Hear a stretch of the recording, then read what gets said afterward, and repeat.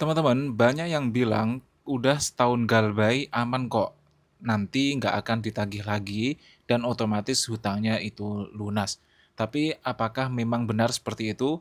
Nah, akan kita bahas dalam video kali ini ya guys ya. Jadi, apa resiko galbay selama 1 tahun, apa saja yang berubah, dan apa saja yang masih tetap berlaku teman-teman. Oke, jadi di sini kita akan fokus kepada pertanyaan yang sering banget muncul yang intinya apakah kalau sudah gagal bayar selama 1 tahun, itu hutang kita menjadi lunas dan kita sudah terbebas dari resiko apapun itu. Bahkan banyak yang mulai merasa, "Udah lama kok ini hutangnya, kayaknya aman deh, terus penagihannya juga tidak terlalu intens seperti dulu, jadi kemungkinan besar dianggap lunas." Akan coba kita luruskan teman-teman. Nah, biasanya fase galbay itu dibagi menjadi beberapa, semacam beberapa jengkang waktu ya teman-teman. Yang pertama di 1 bulan pertama biasanya terornya itu sangat intens ya, di telepon setiap hari, di chat setiap hari. Jadi mulai ketika kita galbay sampai 1 bulan pertama itu biasanya memang sedang intens-intensnya mereka meneror kita. Nah, mulai dari, masuk bulan kedua sampai 3 bulan itu biasanya tekanan maksimal, guys. Jadi terornya itu semakin maksimal, semakin intens, dan semakin, istilahnya ya, semakin membabi buta seperti itu ya. Nah, di bulan keempat sampai keenam ya, ini saya salah ketik, itu biasanya, mulai berkurang, guys. Jadi intensitas dari, penagihannya itu mulai berkurang, dan di bulan-bulan selanjutnya sampai genap 1 tahun, biasanya itu cenderung lebih tenang dan di titik 1 tahun ini, banyak orang yang merasa sudah bebas. Karena ya mereka biasanya tidak diteror lagi, karena mungkin yang neror udah capek ya guys ya, diteror, diginiin, dipaksa bayar tetap nggak punya uang, ya mau gimana lagi gitu ya guys ya. Nah, lalu kita akan bahas, yang selanjutnya, apa yang sebenarnya terjadi setelah 1 tahun? Nah, teman-teman, setelah 1 tahun, oke, biasanya yang jelas itu adalah intensitas dari penagihannya itu akan menurun ya. Jadi tidak seagresif ketika di bulan-bulan pertama. Karena ya mereka menganggap udah sulit banget ditagih gitu guys. Ya mungkin mereka bosan kali ya. Nah, yang kedua biasanya fokus penagihannya itu bergeser. Yang awalnya itu dengan telepon dan sebagainya, biasanya itu mereka mulai dengan monitoring yang pasif aja. Mereka tetap monitor tapi yang mereka nggak datang guys, biasanya ya cuma nyimak-nyimak aja atau nanya-nanya ke tetangga kayak gitu ya.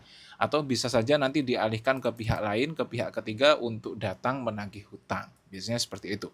Nah, terus kalau sudah, 1 tahun biasanya akan masuk kategori macet, ya. Jadi kalau sudah masuk kategori macet ini, biasanya hutang kita sudah dianggap gagal bayar, guys. Ya, entah apa selanjutnya, tapi kalau kita sudah di, kasih label macet seperti ini, nanti kredit skor kita juga akan berkurang, guys, ya. Jadi di BI checking itu juga, strik OJK kita juga jadi kurang bagus gitu ya, teman-teman. Intinya nanti kalau kita mau ambil kredit, rumah, motor, atau kendaraan lain atau apa gitu biasanya akan sulit karena skor kita buruk, seperti itu ya. Nah, ini ada hal-hal yang sangat perlu dipahami ya guys ya, apa yang tidak berubah.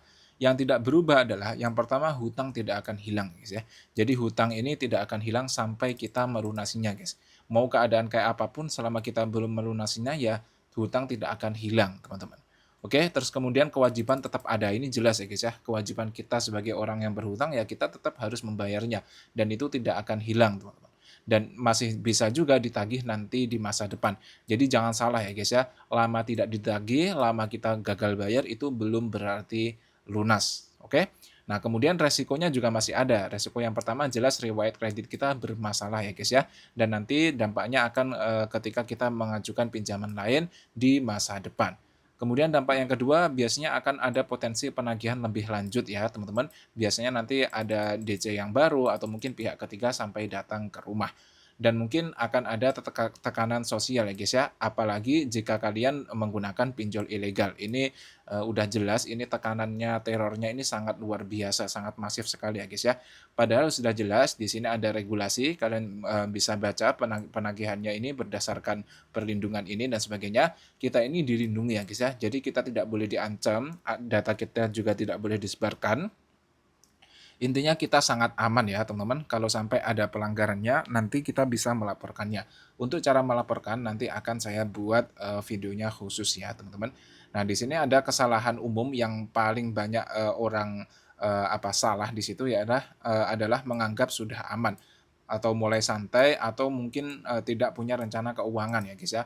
Dan mereka mungkin menganggap hutangnya itu sudah lunas, padahal ya hutang itu tidak bisa lunas ya guys ya selama kita belum melunasinya. Jadi kesimpulannya setelah 1 tahun galbay, tekanan itu memang berubah ya guys ya. Biasanya intensitasnya itu tidak terlalu tinggi, tapi kewajiban kita tidak akan hilang ya teman-teman. Dan yang paling penting itu bukan soal sudah berapa lama kamu galbay, tapi apa langkah kamu setelah itu.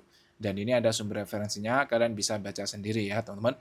Oke, nah buat kalian yang memiliki cerita atau apapun itu, kalian bisa tulis di kolom komentar, nanti akan kita bahas dan kita cari solusinya bareng-bareng guys ya. Ingat kita bersama-sama di sini, kita saling mendukung, jangan ada yang sampai menjatuhkan dan sebagainya. Oke, kurang lebihnya saya mohon maaf. Assalamualaikum warahmatullahi wabarakatuh.